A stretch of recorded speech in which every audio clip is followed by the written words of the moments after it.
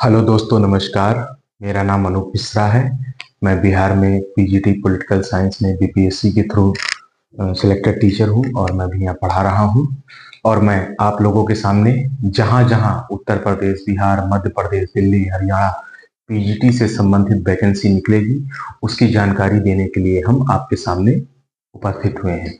ये आपका अपना चैनल है, इसे आप लोग सब्सक्राइब करिए जानकारी के लिए और इसे आगे बढ़ाइए, जिससे जो भी जानकारी है पीजीटी से रिलेटेड वो निर्बाध रूप से आगे बढ़ती रहे। दोस्तों, आज 1 जनवरी है और नववर्ष भी है, आंग्ल नववर्ष। तो आप सभी दर्शकों को, जो भी ये वीडियो देख रहे हैं, उन सभी को आंग्ल नववर्ष की हार्दिक शुभकामनाएं। आपके जीवन में सुख, शांति, समृद्धि बनी रहे।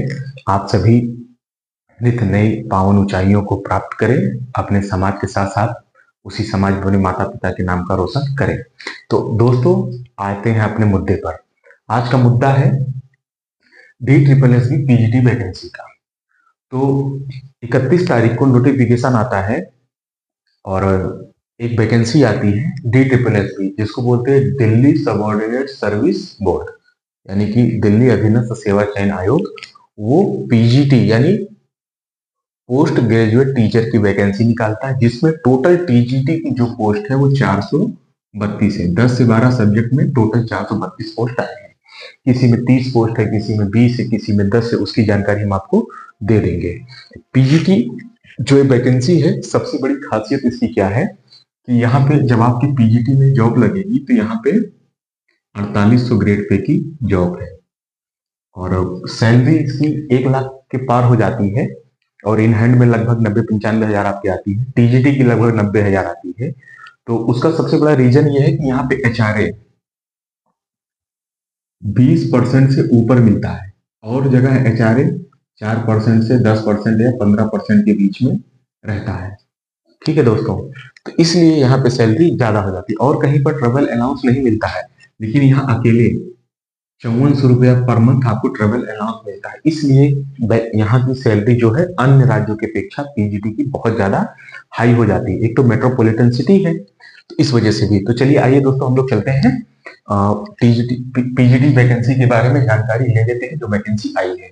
रुपए पैसे के बारे में मैं आप लोगों को इसलिए थोड़ा सा बता देता हूँ कि पैसे का नाम सुनकर आप थोड़ा सा मोटिवेट हो जाए, उत्साहित हो जाए और पढ़ें आप, लेकिन किसी भी तरह पढ़ें, चाहे पैसे का नाम सुनकर पढ़ें, चाहे सेल्फ मोटिवेट होकर पढ़ें, लेकिन पढ़ें। तो आइए देखते हैं, DSSB से लगभग 432 पोस्ट आई हुई है। ये इसका फॉर्म कब भरा जाएगा दोस्तों? इसका फॉर्म स्टार्टिंग डेट है 16 जनवरी से भरा जाएगा। 16 जनवरी 2025 से इसका फॉर्म भरा जाएगा। कब तक भरा जाएगा? 14 फरवरी तक, यानी कि लगभग 28 दिन, 29 दिन तक इसका फॉर्म भरा जाएगा। और एप्लीकेशन की जो फीस है, इसका रुपया कितना लगेगा? इसका रुपया लगेगा जर्नल और ओबीसी का 100 रुपए लगेगा। SC ST भाई जो हैं या फिजिकल हैंडीकैप्ड हैं, उनका 0 रुपए लगेगा। तो जर्नल और ओबीसी 100 रुपए, फॉर्म फीस कुछ नहीं है 100 रुपए आज के समय में। SC ST PH का 0 रुपया लगेगा फॉर्म फीस। हाँ, आयु के ऊपर बात कर लेते हैं। DSSB ने इस बार जो फॉर्म निकाला है, इसमें कुछ आयु से रिलेटेड संशोधन किया। उस संशोधन को देखते हैं। पहले पीजीटी के फॉर्म भरने की आयु 37 वर्ष थी। वर्तमान में पीजीटी की आयु भरने की जो उम्र है वो 30 वर्ष है। उत्तर प्रदेश, बिहार जैसे राज्यों में 30 वर्ष की उम्र के बाद लोग पीजीटी की तैयारी करना शुरू करते हैं, खासकर महिलाएं या पुरुष। तो उस हिसाब से 30 से लेकर 37 वर्ष तक या 31 से लेकर 37 वर्ष तक जो भी तैयारी करने वाले एस्पिरेंट्स हैं, वो तो इस दौड़ में वैसे ही बाहर हो गए, क्योंकि उनके पास नॉलेज बहुत ज्यादा है। अगर वो लोग इस परीक्षा में बैठते तो मेरिट इसकी बहुत हाई कर देते। लेकिन हमको नहीं लग रहा कि 30 वर्ष की आयु में कोई उतना जानकार होगा जितना 31 से 37 के बीच में जानकार व्यक्ति है। तो इसलिए ये कंपटीशन थोड़ा सा यहाँ से भी आसान हो जाता है। तो अब अधिकतम आयु इसकी 30 वर्ष हो गई है। सरकारी रिजल्ट पर या DSSB की साइट पर जाके देखेंगे तो वहां 37 लिखा हुआ, लेकिन जब नोटिफिकेशन या गजट डाउनलोड करके आप पढ़ेंगे तो उसमें इसकी आयु 30 वर्ष कर दी गई है। अब उसके बाद इस फॉर्म को कौन कौन भर सकता है? इस फॉर्म को कौन कौन भर सकता है? इसमें भी इस बार संशोधन किया है। पहले क्या था कि आप ग्रेजुएशन हो, पोस्ट ग्रेजुएशन हो। तो पोस्ट ग्रेजुएशन जिस सब्जेक्ट से आप हैं, आपके पास बीएड नहीं है, तो आप वहां का फॉर्म भर दीजिए, नौकरी ले लीजिए। नौकरी के अंदर करते हुए 3 साल के अंदर आपको बीएड की डिग्री वहां उपलब्ध करानी थी। बस शर्त ये थी हाई स्कूल, इंटर, ग्रेजुएशन और पोस्ट ग्रेजुएशन आपका तीनों में फर्स्ट क्लास यानी 60% से ऊपर होना चाहिए था। उस क्राइटेरिया को इस बार खत्म कर दिया गया। DSSB ने कहा नहीं, ग्रेजुएशन हो, पोस्ट ग्रेजुएशन हो प्लस बीएड हो, अगर आपके पास इतनी योग्यता है तो आप इस फॉर्म को भर सकते हो। और पहले क्या था, अपेयरिंग वाले स्टूडेंट फॉर्म भर सकते थे, इसको भी कैंसिल कर दिया। अब कोई भी अपेयरिंग स्टूडेंट इस फॉर्म को नहीं भर सकता, यानी कि 14/2/2025 तक आपकी आयु 30 वर्ष से अधिक ना हो तभी आप इस फॉर्म को भर सकते हैं, अन्यथा इस फॉर्म को आप नहीं भर सकते दोस्तों। ठीक है, ये चीजें। और पीजीटी का आप फॉर्म भर रहे हैं तो ग्रेजुएशन आपका चाहे जिससे हो, पीजी आपका जिस सब्जेक्ट में है उसी विषय से आप फॉर्म भर सकते हैं। ग्रेजुएशन में आपका क्या है, सब्जेक्ट कॉम्बिनेशन का, इसमें कोई विशेष लेना देना नहीं है दोस्तों, लैंग्वेज को छोड़ के। अब आइए देखते हैं दोस्तों इसका एग्जाम पैटर्न क्या है। तो टोटल टाइम हमको पेपर देने के लिए मिलता है 3 घंटे का। कितना टाइम मिलता है दोस्तों हमको पेपर देने के लिए? 3 घंटे का, यानी कि हमको 180 मिनट मिलते हैं। और टोटल प्रश्नों की संख्या कितनी है? 300। और मेरिट कितने में बनती है? 300। मतलब 300 में जो जितना लावेगा उसका उसी अनुसार सिलेक्शन होगा। ये 300 प्रश्न आएंगे 300 नंबर में और 180 मिनट मिलेगा, यानी कि आप मान सकते हो एक क्वेश्चन पे आपको 30 सेकंड से बढ़ा के 35 से 40 सेकंड आपको एक प्रश्न पे मिलेगा। ठीक है दोस्तों, ये जो 300 प्रश्न आते हैं 2 पार्ट में आते हैं। एक आता है पार्ट आपका ए, एक आता है आपका पार्ट बी।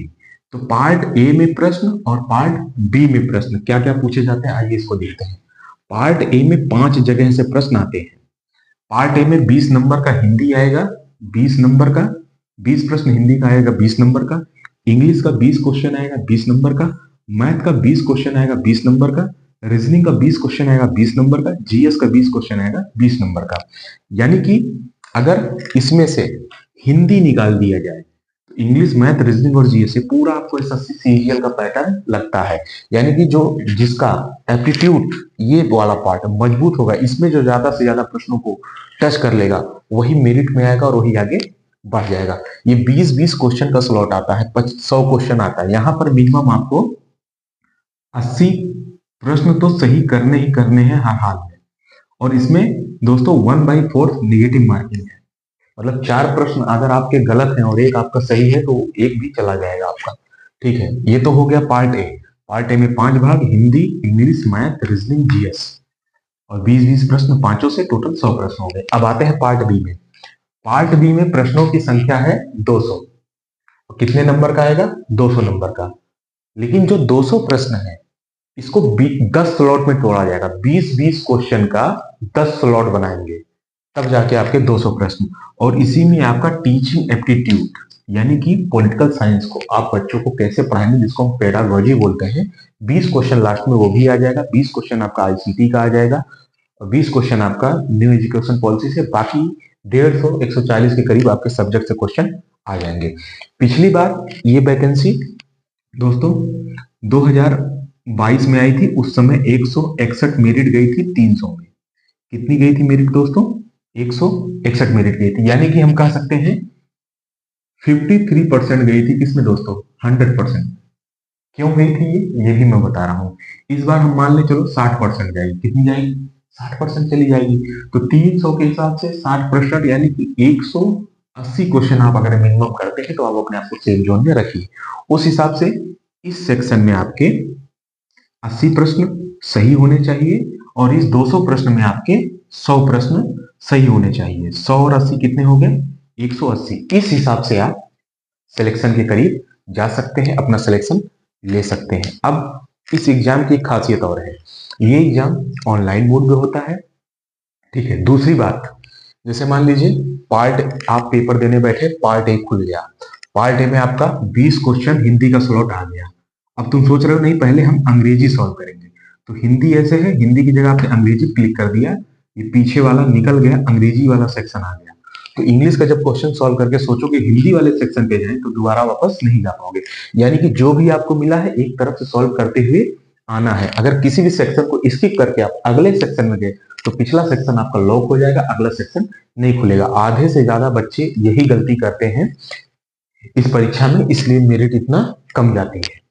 ठीक है दोस्तों, तो ये चीज ध्यान रखना, ये नहीं आप ये पूरा स्किप करके डायरेक्ट इस पे आ गए, तो ये पूरा आपका सेक्शन चला जाएगा दोस्तों, फिर इसको आप दोबारा सॉल्व नहीं कर पाएंगे। तो इन चीजों को ध्यान देना है, जो भी प्रश्न आपको मिलते जाए स्लॉट वाइज, उसको आप सबसे पहले करते जाइए, नहीं कि स्किप कर दे तो दोबारा आपको नहीं मिलेगा। हाँ, एक चीज और, मान लीजिए जो 20 प्रश्न का बॉक्स खुला है, इसमें आप अंदर बाहर हो सकते हैं, लेकिन इस 20 प्रश्न को स्किप करके जैसे इस पे आएंगे तो फिर पीछे वाला आपका नहीं खुलेगा दोस्तों। दूसरी चीज, इसमें सिलेक्शन लेना आसान क्यों है?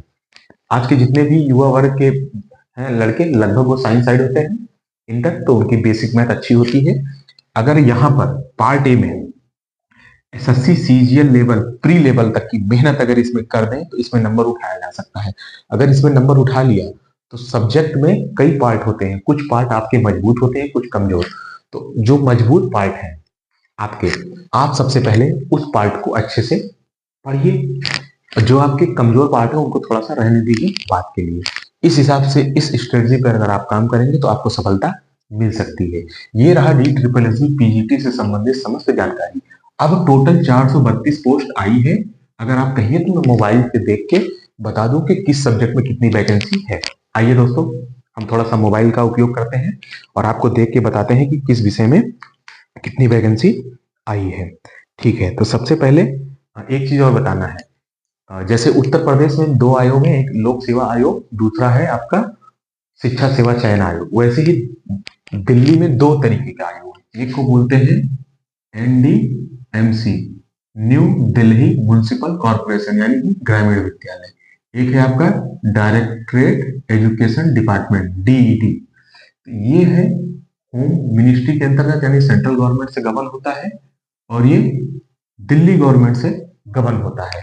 तो पिछली बार इसकी वैकेंसी आई थी, इस बार जो वैकेंसी आई है DED से आई है, मतलब डायरेक्टरेट एजुकेशन डिपार्टमेंट, जो होम मिनिस्ट्री यानी सेंट्रल गवर्नमेंट के अंतर्गत आती है वैकेंसी।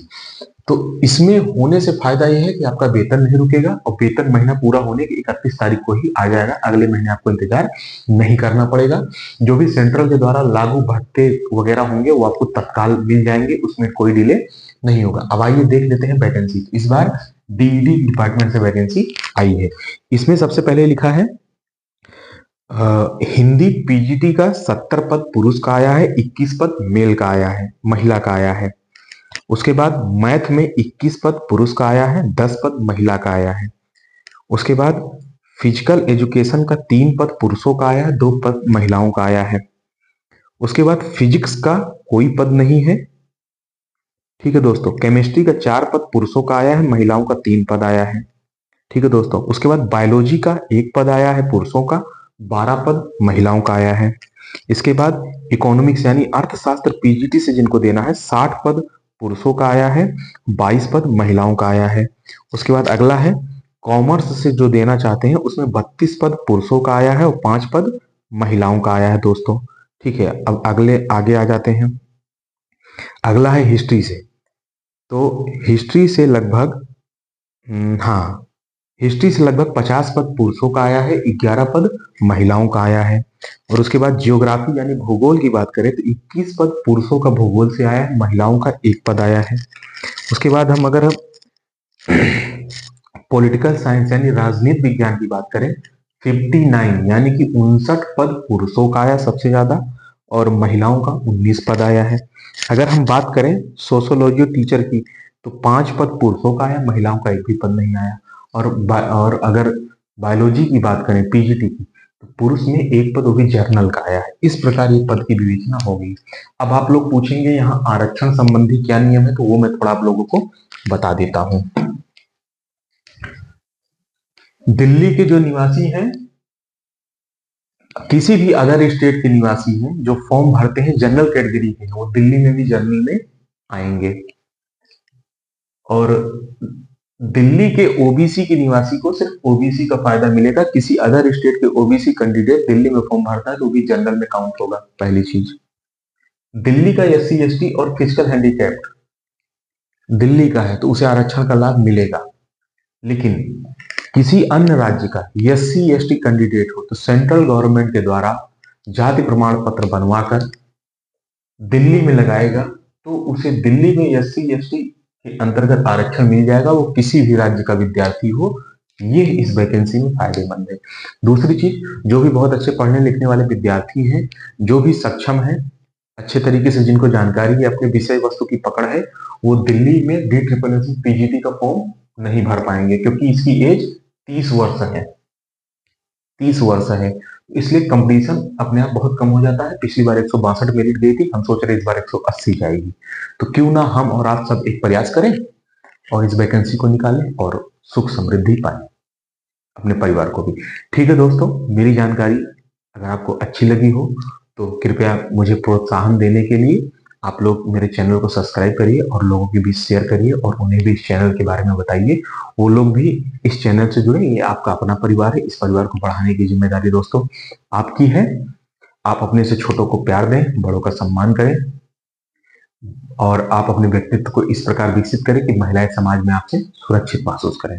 ठीक है दोस्तों, राम राम, जय हिंद, जय भारत, नमस्कार।